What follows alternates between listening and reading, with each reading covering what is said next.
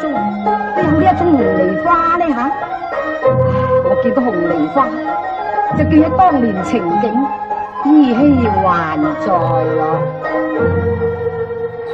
花也上大絲，那地似夢，忽見橫角有紅梨煙，憶記從前，憶記紅蓮。不區迎到樹齋花插在案前，風雨迎伴秋燈相對互愛憐。老天又聽雞聲經過玉樹天，異了玉人面，目送鬼哭鬼從前。如何能會見啊？世無回生之人，哪有復現之花？